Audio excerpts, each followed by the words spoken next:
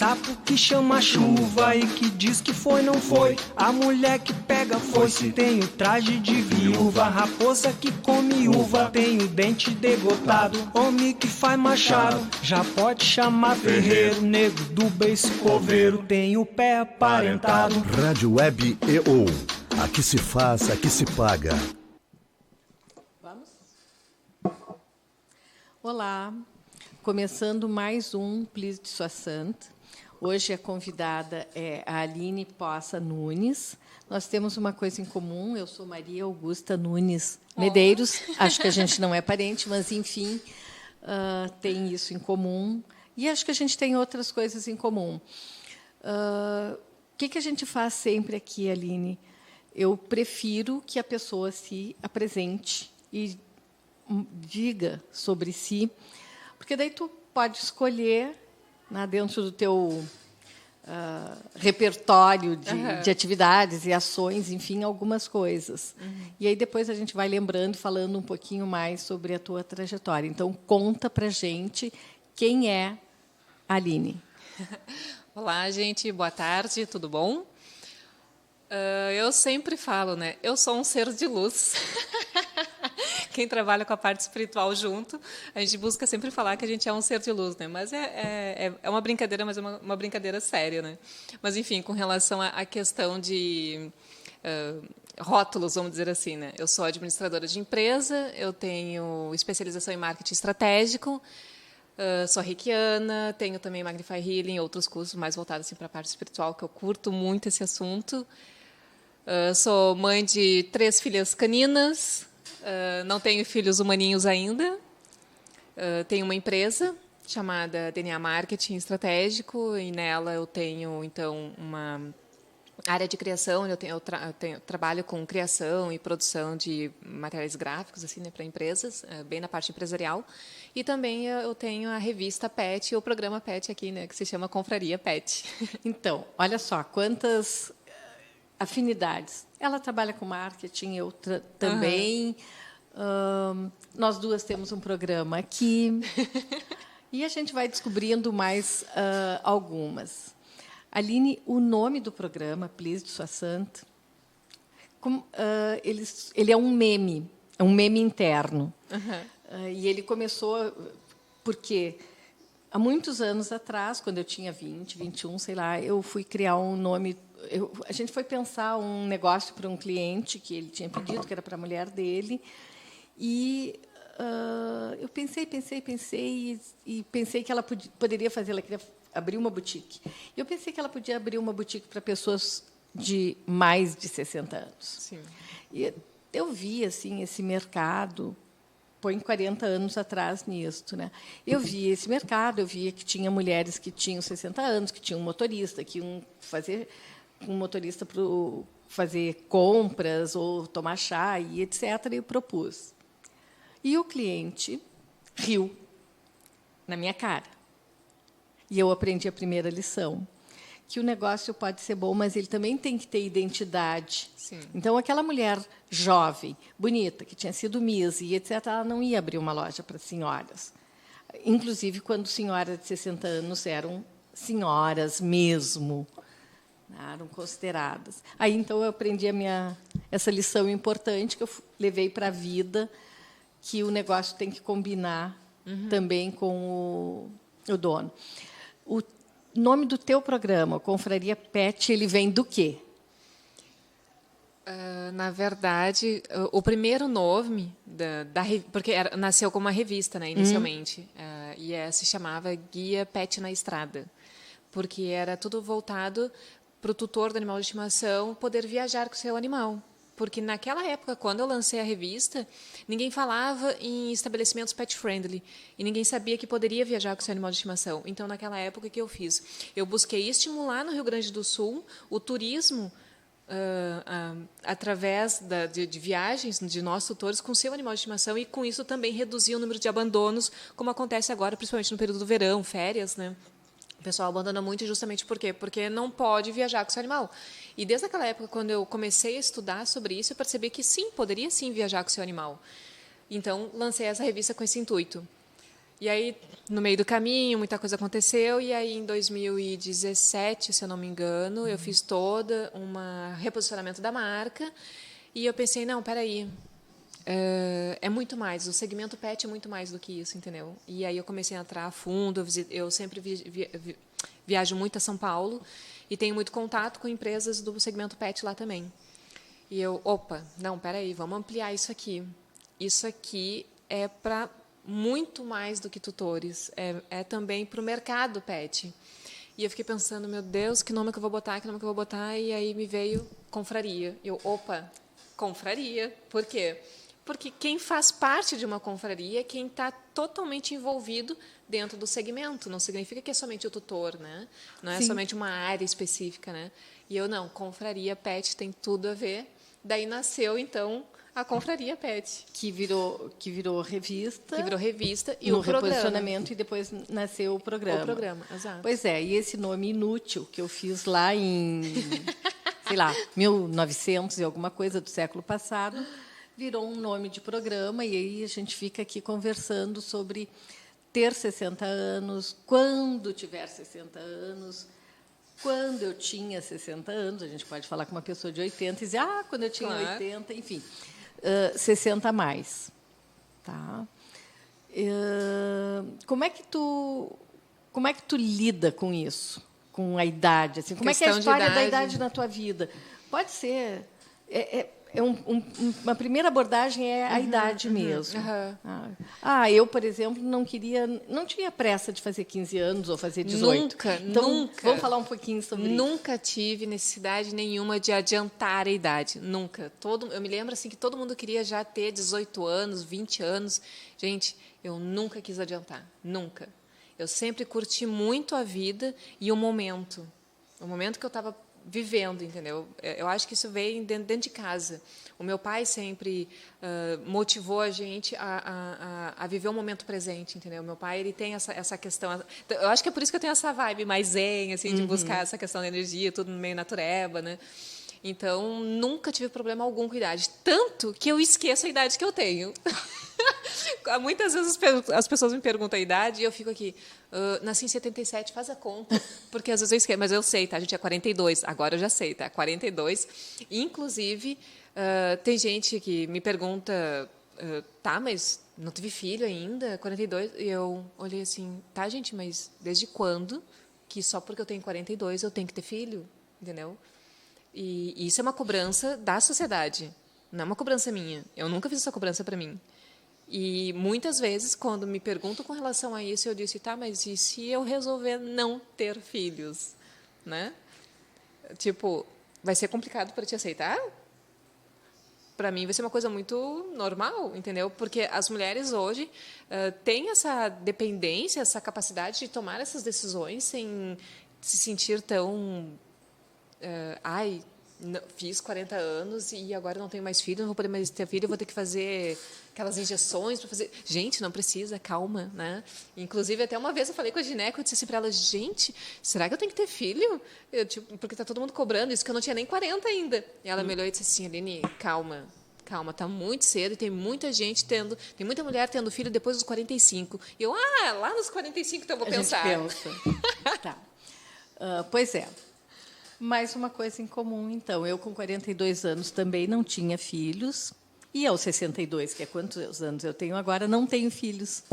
Só que, provavelmente, com mais ou menos essa idade, uma pessoa me perguntou num evento, tinha várias pessoas, várias mulheres na mesa. E assim, aqui tem filho, tem filho, tem filho. E eu respondi assim, não. E as outras pessoas, uma disse, sim, eu tenho 2 filhos e tal. A outra respondeu que tinha uma filha. E 2 outras pessoas disseram, ainda não. Que foram as pessoas que responderam na sequência, na minha sequência. Sim. Quando elas disseram ainda não, eu me ouvi dizendo não. E elas dizendo ainda não. Ainda não. Tu dissesse ainda não. Então, essa coisa... Pode ser, não sei. Então, isso não é uma coisa definida. Para mim, não foi uma coisa muito pensada, mas depois, olhando na retrovisor, eu percebi que eu nunca quis, de verdade, ter filho. Adoro criança, mas eu nunca quis ter filho. Mas é legal a gente tomar essa decisão de forma mais consciente. A gente pode empurrar, com certeza, mas é legal... com certeza. Porque, na verdade, colocar um filho no mundo hoje não é uma questão racional apenas, né? Tenho grana, vou botar um filho no mundo. Não. Meu ponto de vista, tu tem toda uma questão também emocional. Tu tem que saber o tempo que tu está vivenciando, a pessoa que é teu parceiro, né, nesse momento. Tem todo um contexto. Não é apenas vou colocar um filho no mundo e, né, vamos ser felizes, uma casinha de sapê e vamos viver de grão de bico. Não. Pois é, mas para algumas pessoas ter filho para algumas mulheres prioridade. Ter Sim. filho é prioridade. Sim. Então isso também é uma percepção muito particular. Mas eu acredito que tenha sido uma questão também de a vivência dentro de casa, a educação. Dentro da minha casa, o meu pai e a minha mãe nos criaram desde criança, e eu me recordo até hoje, meu pai dizendo: sim, minha filha, tu tem que ser a mulher do século XXI. Tu tem que lutar por ti, porque no século XXI tu tem que ter o teu emprego. Se tu quiser casar, tu vai casar, mas tu não vai ser obrigada a tomar essas decisões. É claro que ele quer que eu seja casada, ele quer que eu tenha filhos, ele quer ter netos, né, de todas as filhas, ainda mais que teve 3 meninas, né? Mas ele sempre pontuou muito da gente estar preparada para o século XXI ao ponto de não depender de ninguém. Não ser aquela mulher dependente, mas ser uma mulher independente, mas também parceira de quem está ao seu lado, entendeu? Mas não ficar somente dependendo. É aquela coisa de enxergar a felicidade em ti para tu também ter felicidade na companhia do outro, né? Não basta tu ter felicidade somente na companhia do outro. Isso não é ser feliz, né? Não. Não, definitivamente não. Olha que interessante o que a gente está falando aqui na rádio, né? Que é um ponto de vista feminino. E a Aline está fazendo um depoimento a partir de um homem, dizendo: vai ser mulher livre, vai ser mulher inteira, vai ser o que tu quiser ser como mulher. Isso, mesmo que seja nesses dias, eu imagino que teu pai deva ter, sei lá, 60 e poucos anos. 72. 72, por aí, Eu fiz a conta antes, tá, para saber. Eu estava imaginando que fosse uns 68, por aí. Não, a mãe está com 63 e o pai 72. Então, mesmo que seja nos dias de hoje, ele é resultado de uma geração onde as mulheres estavam indo à luta. As mulheres estavam queimando o sutiã quando ele era jovem. E a tua mãe já pegou uma geração que é a minha, sim, 62, opressora, que ela não podia estudar, tinha que casar. A mãe teve essa educação, porque a mãe veio do interior do Paraná, entendeu? Então, e aí meu avô, minha avó tinha um outro tipo de educação.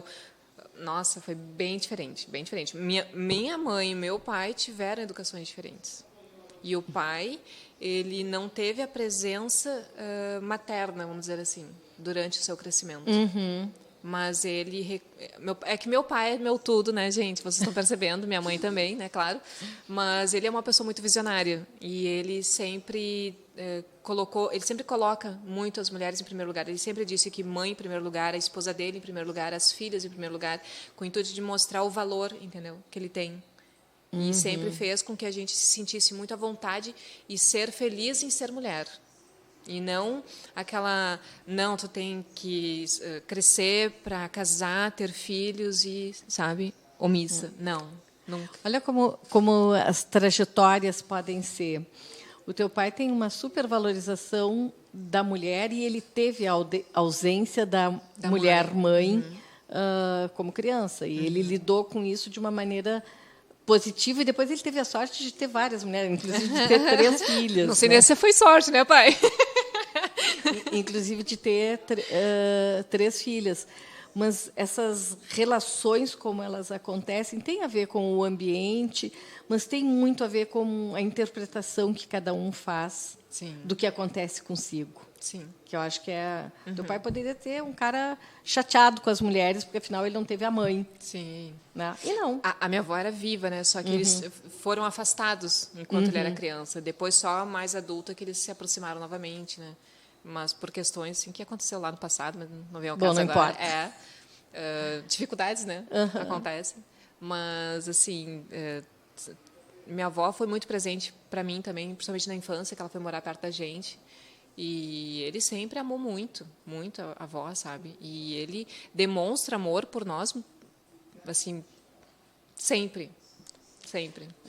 Muito legal. Meu pai também, eu não tenho mais meu pai, este ano ele teria feito 100 anos, faz 3 anos que ele faleceu. E ele é de uma geração completamente diferente, uma geração machista, ele morou no campo a vida inteira e tal. Mas ele também tinha uma percepção, e o pai dele também tinha uma percepção importante da mulher que trabalha, a mulher que produz, a mulher que...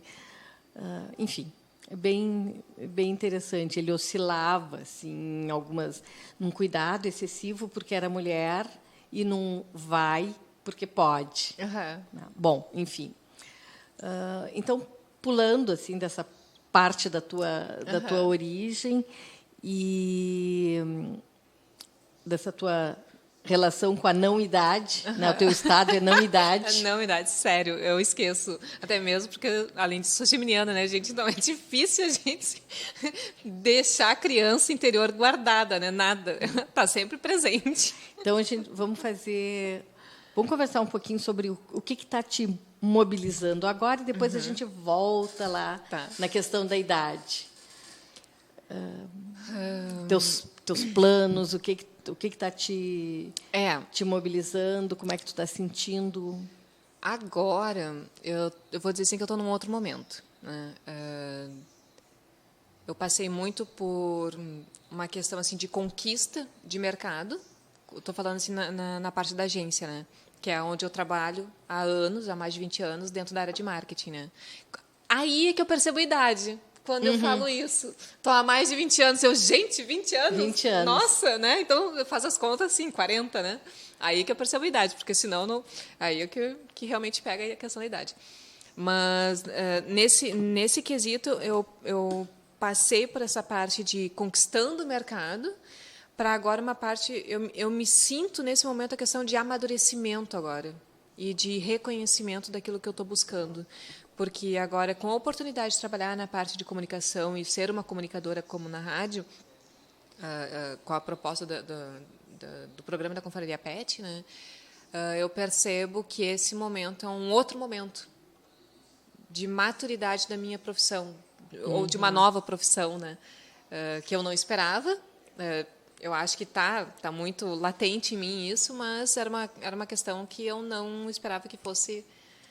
ser tão aflorado, né? E tão aparentemente fácil de fazer, entre aspas, né, gente?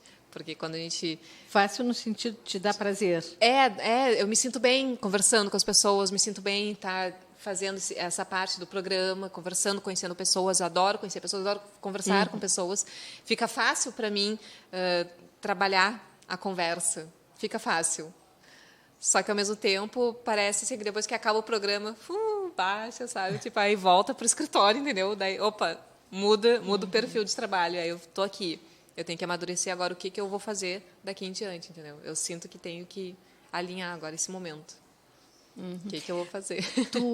Essa facilidade, essa tranquilidade, ela pode vir de maturidade, de segurança com aquilo que está sendo feito. Mas, enquanto estava falando, me ocorreu uma coisa, porque eu penso que, algum tempo atrás, tu dar uma entrevista, fazer um programa, era uma motivação assim para, né, atenção, coração, palpitação, barriga, enfim, todas as vísceras que se manifestam nesses momentos de tensão. As redes sociais, que deixaram tudo mais aberto, exposto e, ao mesmo tempo, mais íntimo. A gente faz uma live, a gente fala, manda mensagem aqui, faz um FaceTime, enfim. Tu acredita que isso esteja Contribuindo? Uma coisa que me ocorreu agora, eu não sei. Acredito que isso, a gente fazendo isso mais vezes, a gente desinibe, perde um pouco a inibição, entendeu? Mas não garante a facilidade de tu te comunicar com o teu público, porque eu posso estar desinibida aqui, por exemplo, conversando contigo, mas será que o que eu estou transmitindo para as pessoas é realmente aquilo que elas estavam esperando dentro do programa? Então, quando a gente não tem muito conteúdo, a gente não conquista. A gente pode ficar desinibida, que é o que está acontecendo muito no público hoje. O que está acontecendo? O pessoal percebe que tem aquelas competições de dancinha e pronto. Porque daí isso me desinibe. Só que na hora daí de falar de algum tipo de conteúdo para passar, não tem conteúdo. Então, o que acaba acontecendo? Acaba apelando para a questão sexual, então sensual, então, né, mais, do meu ponto de vista, mais vulgar. Então, acho que isso perde. Perde por um lado, tu ganha a questão de ser mais desinibida, mas tu perde por outro, entendeu?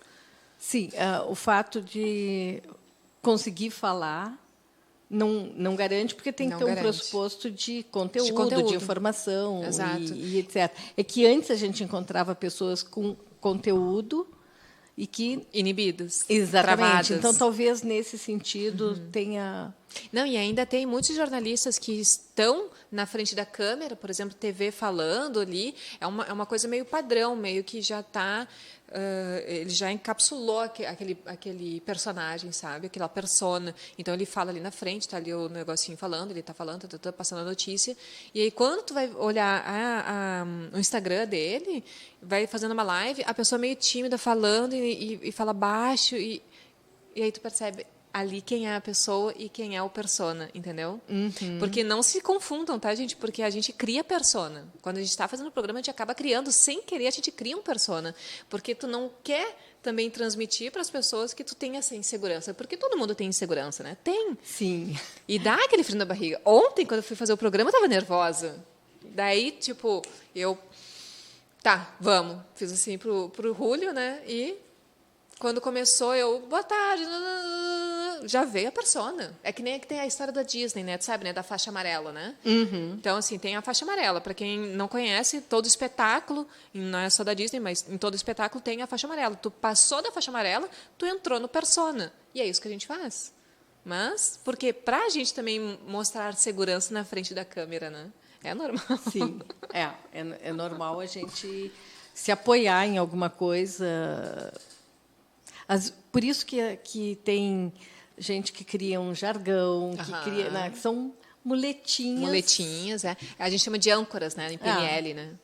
São apoios mesmo, muletinhas, âncoras, enfim, o que for, que permite isso. Bom, pensando em mídia social, live e as coisas que a gente faz, quem será que está lá atrás nos assistindo? Será que tem alguém aí atrás que tenha interesse em fazer publicidade aqui na rádio, por exemplo?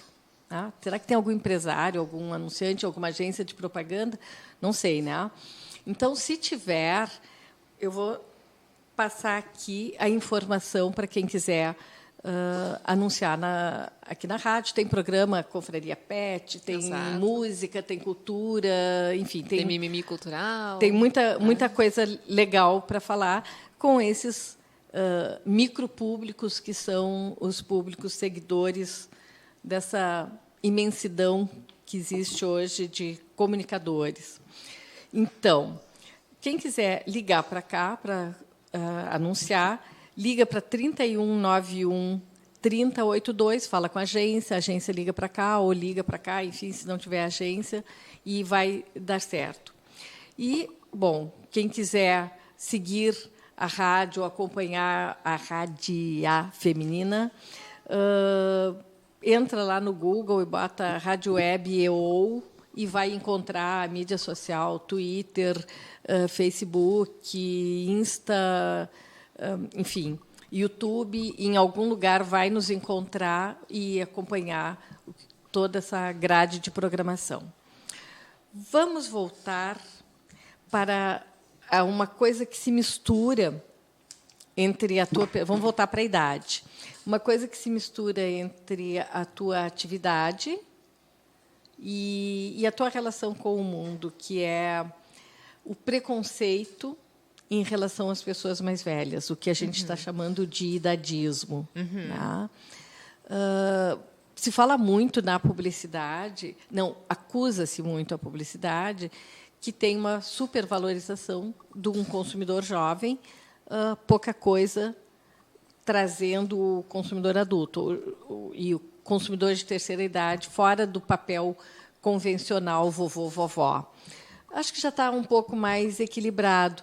Mas, então, a gente tem dois campos. A publicidade, que reflete muito o que acontece na vida real, e a vida real. Né? Das pessoas olharem, na medida que vai aumentando a idade, como é que... mas era jovem, às vezes, aquelas coisas que a gente ouve. É um coroa lá, uma coroa lá. Quantos anos tem esse coroa? Tem 60. Né? Uma velha, tem 63, 62. Não, socorro. Como é que tu percebe isso? Como pessoa que está circulando e também como publicitária. Bom, gente, acredito assim, que o mercado, né, ele está fomentando muito botox, né? Preenchimento, muito aquela simetria do rosto, que eu estou achando que todo mundo está ficando com a mesma cara, né? Então, tu percebe que as pessoas já não têm mais fisionomia. É sempre a mesma, né? Se tu botar um balão e a cara da pessoa vai ser igual, né? Todo mundo tem a mesma cara, né? Então, acho que a gente pode começar a pensar o que eu sou, o que eu quero para mim, e parar de ouvir um pouquinho os outros e o que o mercado está meio que tendenciando a que tu deve ser. Marketing, propaganda, publicidade de produtos e de, vamos dizer assim, serviços, né, para a terceira idade, ou como eles chamam, melhor idade, né, vai ter sempre. Né, vai ter. Que nem produto para cachorro que eu falo. Né, tem para tudo. Tem para tudo quanto é coisa. Desde idade, porte, tamanho. Para o humaninho também vai ter. O importante é que tu esteja feliz consigo. Então, uma coisa que eu sempre reforço, a importância do autoconhecimento. E o autoconhecimento vai te dizer, sim, o que tu quer para ti.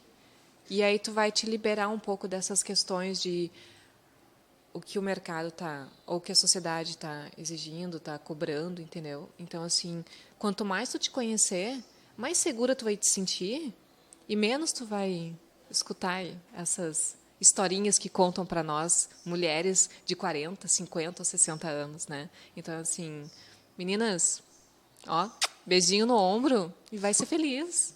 Não tem que escutar. Mantém aí, para de ver um pouco de TV também, gente. Vai escutar música, vai escutar podcast. Tem vários podcasts maravilhosos para a gente estar escutando a partir de agora. Tem vários assim novos que a gente não tem nem... inclusive, se interem sobre esses assuntos novos, que isso rejuvenesce também até o cérebro, tá? Porque a gente fica, às vezes, habituado em fazer situações e coisas que a gente já está aqui na nossa rotina, que a gente esquece de entrar também em novas situações, como, por exemplo, a minha mãe, né? Ela tem 63. Ela sabe usar Face, sabe usar o Instagram, e, tipo, tem coisas que ela pede pra gente, a gente não tem tempo de ajudar, dali um pouco ela me manda mensagem. Já descobri. Tipo, oi? Tá ótimo. Porque ela já não tem mais aquela relação de dependência da gente ensinar. Ela já está tendo aquela autonomia de fazer sozinha. E isso, para mim, é importante, porque eu reconheço nela essa quebra de necessidade de estar tendo alguém explicando para ela. Não! O que ela fez? Ela começou a buscar na internet informação. Não, daqui a pouco ela procura no Google. Daí eu disse, mãe, olha lá, não sei o que, eu tenho as receitas. Já achei no Google. Já achei lá no Tudo Faz. Ela já está sabendo, entendeu? Então, assim, isso é independência, gente. Isso não significa que tu vai ser né, contra o mercado. Não! Mas isso te torna seguro. Né? Tu fica mais segura com relação a isso. E eu fico muito feliz, óbvio, né? Porque quem é que é da geração passada que está hoje buscando informação? Muitas vezes a pessoa só diz assim, não quero... clica ali, ó, no Uber para mim e pede, por favor. Não, minha mãe já sabe pedir Uber também, entendeu? O meu pai já é o contrário. Ela que faz tudo. Ele não quer saber de internet. A única coisa que ele olha na internet é as viagens pelo Google Earth. Só. Isso eu acho importante, né? Então, busquem saber de Mas si. essa relação assim que existe, esse olhar, ok, tu falasse, não dá bola, ver o que tu é e etc. Mas esse olhar na prática ele existe, esse olhar de preconceito. Existe, mas isso só vai te afetar se tu for insegura. Se tu tiver segura de si, daquilo que tu quer para ti, isso não vai te afetar. Então, assim, gente, quanto mais tu auto te conhecer, tu saber sincera, verdadeira contigo, não vai te afetar. Meu ponto de vista. Sim, sim. Por mais assim, ó, que vão dizer assim, mulher de TPM fica na fossa, chora, fica sensível. Mas, gente, não vamos fazer disso uma bola de neve, né? Por exemplo, tá? Se tu quer ter um relacionamento hoje, tá? Eu estou solteira, vamos dizer. Tá? Aí eu conheci uma pessoa, a pessoa é mais nova, tem pessoas que têm preconceito por ser mais novo do que eu. O problema é teu que tem preconceito. Eu não tenho preconceito com relação a isso. Porque tu tem 42, tu tem que namorar pessoas de 50. Quem disse? Porque tu tem que namorar pessoas de 45. Quem disse? Tu entende? Então, assim, se tu tá segura de si daquilo que tu quer, isso não vai te afetar. Às vezes tu tá mais sensível? Tô. Às vezes estou mais sensível, às vezes sim, posso me sentir mal, mas depois, não, pera, calma aí, retoma, olha para dentro de si, vamos ver o que a gente quer, ver qual é o nosso objetivo. Sim. Tu tocaste num ponto interessante, a idade e o relacionamento. Existem os clássicos, né? O homem um pouquinho mais velho do que a mulher, o homem um pouquinho mais alto do que a mulher, enfim. A mulher tem que ser magra, tem que ser loira, tem que ser peituda, tem que ser bonita, né? O homem ganhando mais do que a mulher. São coisas estabelecidas e que hoje estão bastante esfaceladas. Né? Sim, porque não existe mais regras. Apesar das mulheres ainda ganharem, em média, menos do que o homem, já acontece de mulheres que ganham mais do que o seu parceiro homem.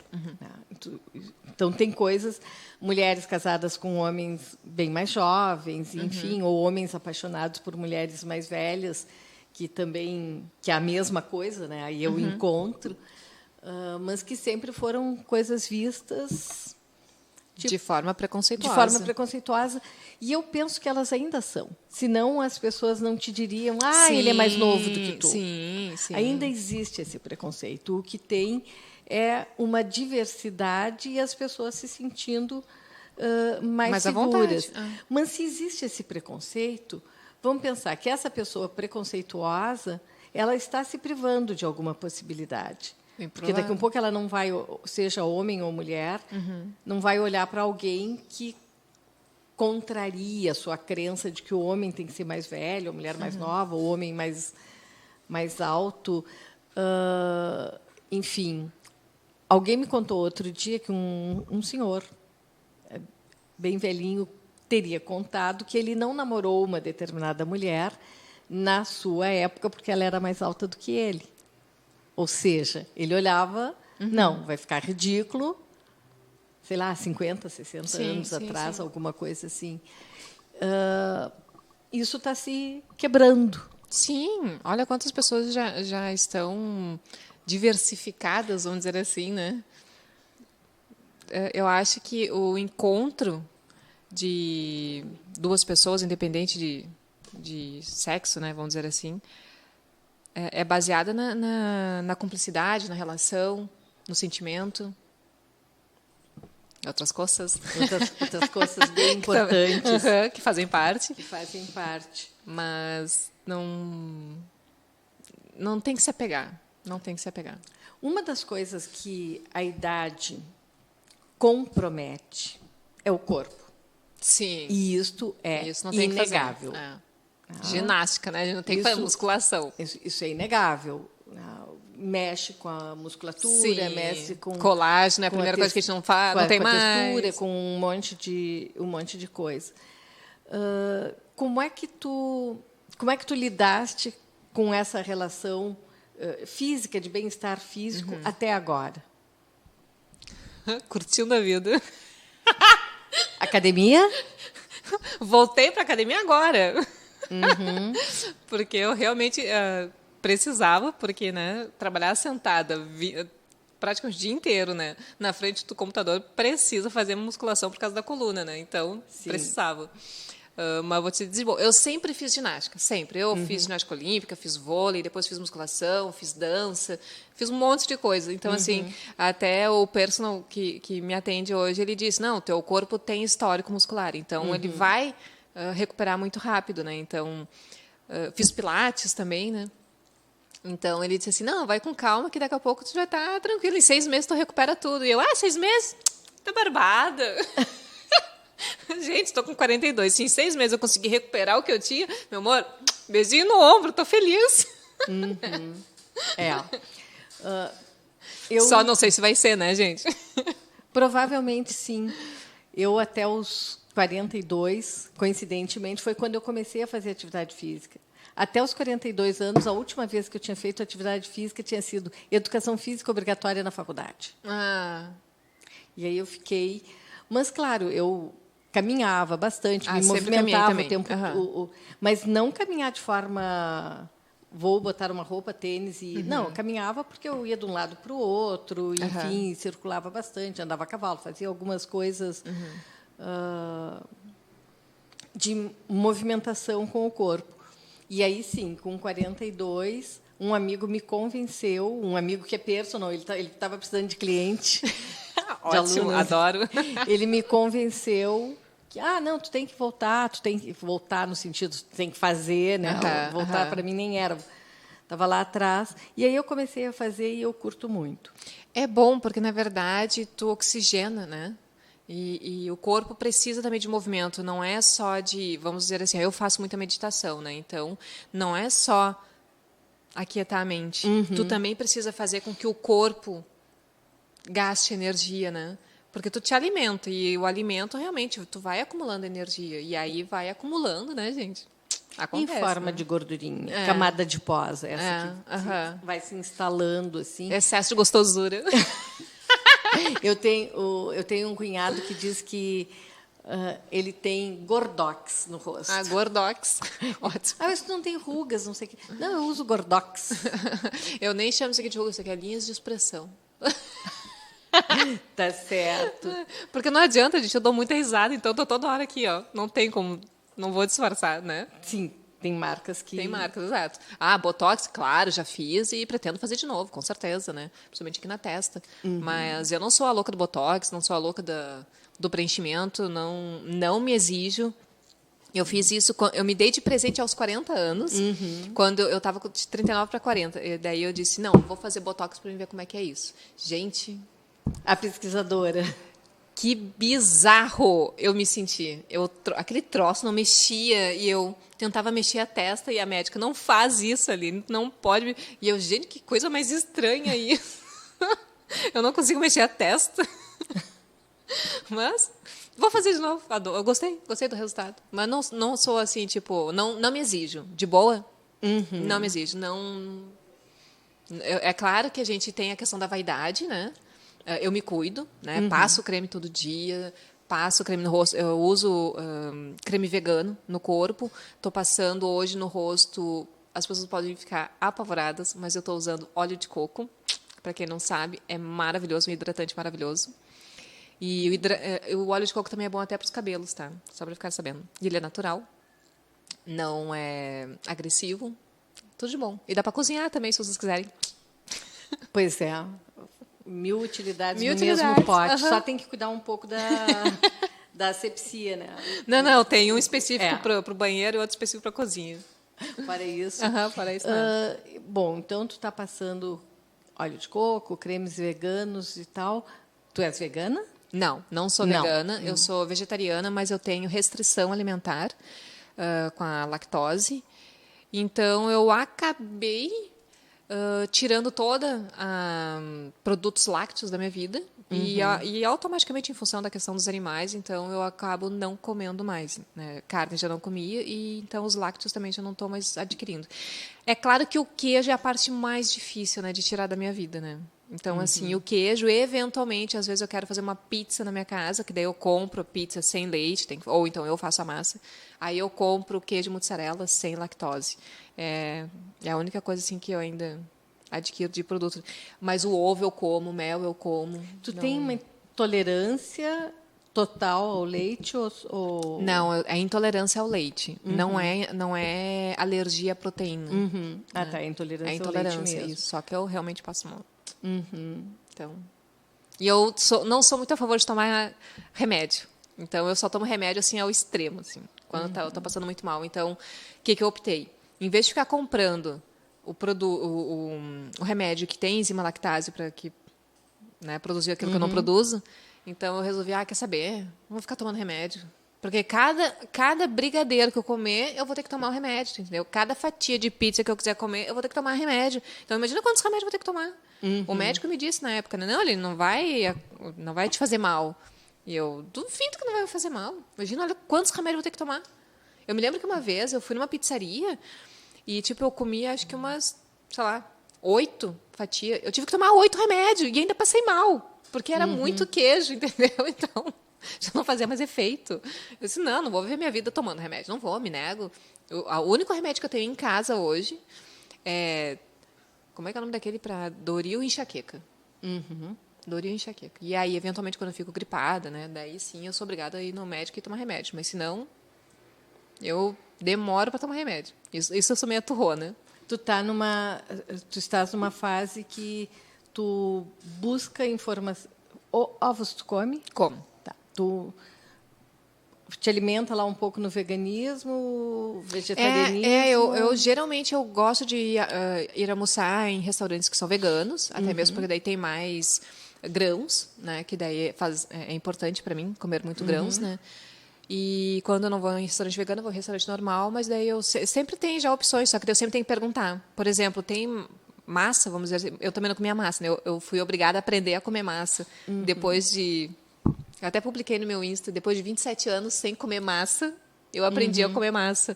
Só que eu tenho que ver se a massa não tem leite. Porque tem macarronada que tem leite. E tem gente que faz polenta com leite também. Então, eu tenho que estar sempre perguntando, né? Tipo assim, eu não posso chegar e comer. Eu tenho que chegar e... Deu vontade, por acaso tem leite aqui? Daí a pessoa, tem leite. Eu, obrigada, então não posso. Então... Eu estava na semana passada, eu estava em São Paulo num colóquio latino-americano de alimentação e sustentabilidade, que estava muito interessante, falou sim, eu gosto. absolutamente as milhões de correntes e surgiu, confesso que eu não tinha visto ainda, rotulando, fazendo as categorizações, tem o vegano, o vegetariano, e eles estão estudando uma outra categoria que é o vegano ovo-lácteo. Não, tem o ovo-lácteo vegetariano, que já está mais ou menos estabelecido, por isso que eu te perguntei se tu comias ovos. Não, eles estão trabalhando numa categoria intermediária que... Bom, a palestra foi em inglês, eu não sei como é que seria a tradução. Flexitarian, eles chamaram, né? Vegetarian e flexitarian, que é aquela pessoa que está flexível. Eu não sei como é que o Brasil vai traduzir. No Brasil, com certeza, não vai ser muito aceito, assim, porque as pessoas são um pouquinho radicais, né? Elas gostam desses extremismos, né? Desculpa, mas tem. Tem, eu convivo com isso, eu sei o que eu estou falando. E eu, por exemplo, eu como ovos, mas eu não compro ovos normal. Eu compro ovos de empresas que produzem, que têm as galinhas soltas, entendeu? Tem a produção de galinhas soltas. Então, eu procuro comer ovos assim. Até mesmo porque existe a diferença de uma galinha poedeira para uma galinha que tem né? Que ela é criada para procriação, né? Então ela tem o ovo galado, né? Então são coisas diferentes, né? Então... Sim. Eu não sei mesmo como é que o... Mas essa categoria dos flexitarian, elas já existem. Né? Que são aquelas pessoas... eu não sou vegana, não sou vegetariana, eu como carne, eu amo carne. E vou num restaurante vegetariano. Mas Vegano. é fácil. Porque dá. Daí eu já tenho uma outra dificuldade. Eu não devo comer soja. Então, sim, a minha prima também não pode. Então, quando eu vou para o restaurante vegano, vegetariano e até os asiáticos, eu tenho essa dificuldade, porque shoyu é soja, tudo é soja, tofu é soja. As pastas são soja. As pastas são soja. Então, eu não sou uma frequentadora desse tipo de restaurante por causa da minha restrição. Mas eu vou. E porque também eu gostaria de ter certeza que a soja não é se eu fosse consumir, mas se eu pudesse consumir, que ela não era transgênica, que ela não fosse uma soja transgênica. Difícil, daí né? já começa o nosso funil para selecionar a nossa comida ideal, a nossa comida de verdade. Se a gente entrar na linha da questão do transgênico, desculpa, ninguém vai comer mais nada. Eu trabalho com agribusiness há 20 anos. Tá difícil ter uma zona aqui no Brasil, apesar que tem uma zona no Paraná que tem produção que não é soja transgênica, tá? Mas ainda assim tem milho transgênico e já tem muita coisa transgênica aí, desculpa, mas tem que ir para os orgânicos. Mas mesmo assim, o orgânico, tu pode estar sendo, por exemplo, a semente que produziu esse alimento, que foi feito numa produção orgânica. Essa semente também era orgânica? Sim. Tu entendeu? Por isso que a gente tem que usar se basear por selos, por pessoas que são auditadas, porque a semente transgênica ela não produz outra semente. E quem está fazendo o orgânico está produzindo a sua semente. Isso. Então, tem que saber bem o produtor. Se produziu a semente, não é transgênico. Esse é o princípio básico da história. Né? E aí, quando tem a certificação, a gente pode ter um nível de confiança mais importante. Aline, como é que tu vai ser com 60 anos? Eu? Sincera? Sincera. Pode ser com 80 também. Eu não tenho ideia. Mas eu acredito que eu vou ter cachorro. Eu acho que eu vou ter uma casa com um pátio enorme, com muitos cachorros. Não sei se vou estar com filho, né? Só lá para ter certeza. Mas eu tenho uma certa dificuldade de falar um pouquinho de futuro, porque como eu sempre fui muito ansiosa, e a ansiedade, o que é, né? A ansiedade é tu trabalhar no futuro e tu trabalhar no passado, né? Isso por causa do medo, né? Então, quando eu busquei para mim a questão do autoconhecimento, meditação, eu trouxe muito para mim, para minha vida, a questão do estar no momento presente. E eu lutei tanto para absorver isso que hoje eu vivo no momento presente. E quando as pessoas me perguntam, e como é que tu vai estar daqui 5 anos? Eu olho para a pessoa e, gente, eu não consigo mais responder isso. Mas, tentando ser objetiva, eu me enxergo assim, com certeza eu vou estar trabalhando, com certeza eu vou ter cachorro, com certeza eu vou estar viajando, com certeza... Não sei se eu vou estar fazendo musculação, tá? Provavelmente eu vou estar, não sei. Alguma coisa eu vou ter que estar fazendo. Meditação vou estar fazendo com certeza também. Mas eu não consigo... se tu vai estar fazendo um programa X, se tu vai estar feliz, rica, não sei. Assim, tem alguma coisa que lá no tempo da ansiedade que tu jogava para o futuro, tem alguma coisa que tu gostaria, ou que tu sabe, assim, eu gostaria de conhecer, fazer tal coisa, conhecer tal país, ou tem alguma coisa que é plano, que pode ser o ano que vem, ou com 60, ou com 80, enfim. Sincera, não. Não. Já tive essa questão de plano, e até eu brinco, né? Quando a gente fala muito de qual é a tua meta, né? Qual é a tua meta? A minha meta é não ter nunca meta, porque eu odeio meta, né? Porque chegou na meta e Tipo, o que acontece? Agora tem que criar outra meta. Parece, vai trocando a exato, estaquinha. parece que tu precisa disso para sobreviver no dia do amanhã, entendeu? Então, isso me deixa nervosa, porque parece que é um controle da tua vida, isso. E eu não uso nem relógio, porque eu não gosto de ninguém me controlando, né? Nem o relógio. Por falar em relógio, Túlio, como é que nós estamos? Gente, olha, tem 10 minutos para a gente conversar. Aí eu marco aqui e daí eu te aviso. Acabou. Vamos parar de falar. Mas tem 10 minutos nos controlando. Nos controlando. Então, vamos continuar nesse exercício do futuro. Do futuro. O livro sem filmes que você precisa ver antes de morrer, os 100 países que você não sei o quê, não é um bom presente para ti. Vai ser uma coisa que, se eu ler, eu vou rir muito, né? Porque, para mim, isso é como se fosse as mesmas cobranças que a sociedade, que as pessoas fazem com relação à própria idade, entendeu? Se tu coloca isso como regra para tua vida, ok, tudo certo, entendeu? Vai ser feliz. Mas não tenta fazer da tua regra a minha regra de vida. Não é. Não vai ser. E nunca vai ser. Porque, para eu ser feliz, eu preciso viver a minha vida. Eu não tenho que viver conforme aquela pessoa está achando, entendeu? Então, assim, gostaria de conhecer um país? Gostaria.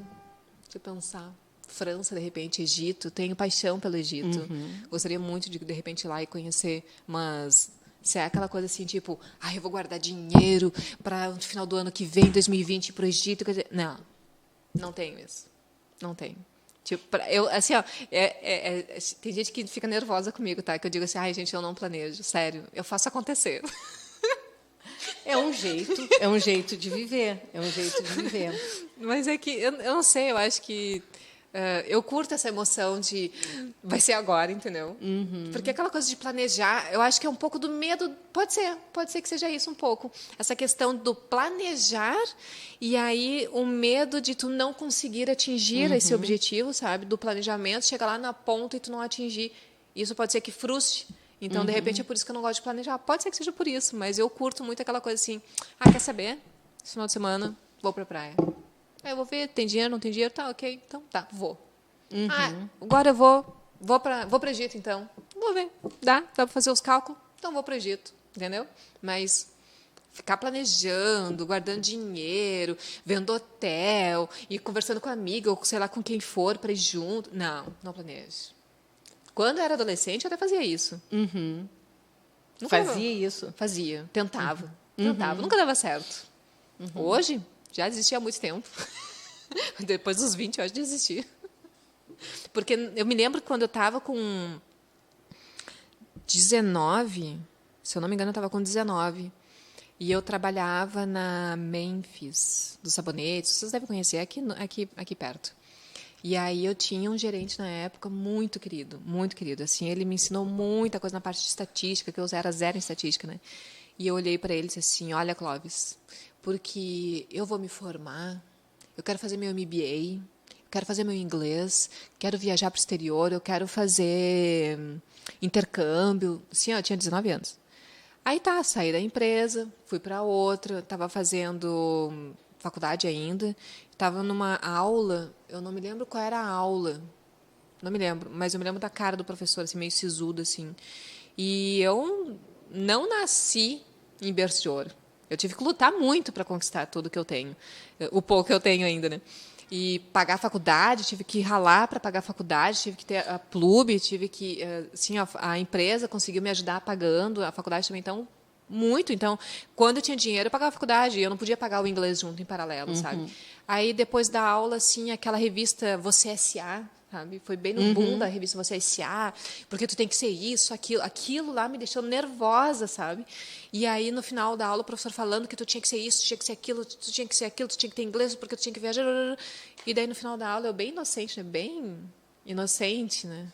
Cheguei pro professor e disse assim, tipo, fui por último, sabe?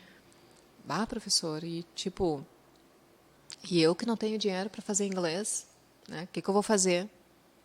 Ele me olhou com toda a sensibilidade masculina e disse assim, tu só vai ser mais um no mercado. Ai, que bom. Muito estimulante. Eu voltei para casa derrotada aquele dia. Eu fiquei assim, ó, acabada. Eu disse, eu nem tinha, não tinha ainda noção nem do que aquelas palavras tinham de peso para mim, sabe? Que tu ia ser só mais um. Mas eu interpretei que eu não ia ser a mulher da revista Você S.A., entendeu? Aquela CEO que tinha ali, entendeu? Daí tu resolvesse abrir a tua própria revista. Por fim, né? Mas naquela época eu olhei assim e refleti bastante. Demorei um tempo para absorver aquilo. E aí foi quando eu disse, quer saber? A minha vida é minha vida, sou eu que vou fazer. Ninguém vai dizer para mim o que eu vou fazer. Ponto. E dali em diante eu comecei a fazer a minha vida do jeito que eu quis e foquei. Eu tinha que me formar, eu tinha que fazer faculdade, então eu tinha que focar na faculdade. O inglês ia sair quando eu tivesse dinheiro. Quando eu tinha que fazer espanhol, um dia eu ia fazer espanhol. Então, naquela época foi quando eu realmente não vou permitir como pessoas desse tipo interfiram mais na minha vida, não deixo mais. Que bom, né? que bom jeito de lidar com essa circunstância. Eu estava numa palestra quando eu tinha, sei lá, eu estava na faculdade ainda, mas eu já trabalhava e era um publicitário mostrando pesquisa e grandes cases. E eu na agência com clientes pequenos sem verba, eu disse, meu Deus, sei pesquisa. Uhum. Aí assim, eu nervosa, assim, eu precisava fazer a pergunta, mas era uma plateia cheia de gente de todas as idades. Engasguei e tal, mas me venci e perguntei. E com cliente pequeno, sem pesquisa, não sei o quê. E ele foi magistral. E ele era dono de uma agência muito importante no Brasil, na época. E ele disse, olha, existem muitas maneiras de fazer pesquisa. Fica dentro de uma loja, observa os clientes, fica dentro de não sei o quê, faz isso, faz aquilo, faz aquilo. E foi muito interessante, porque era numa época, isso foi lá por 78,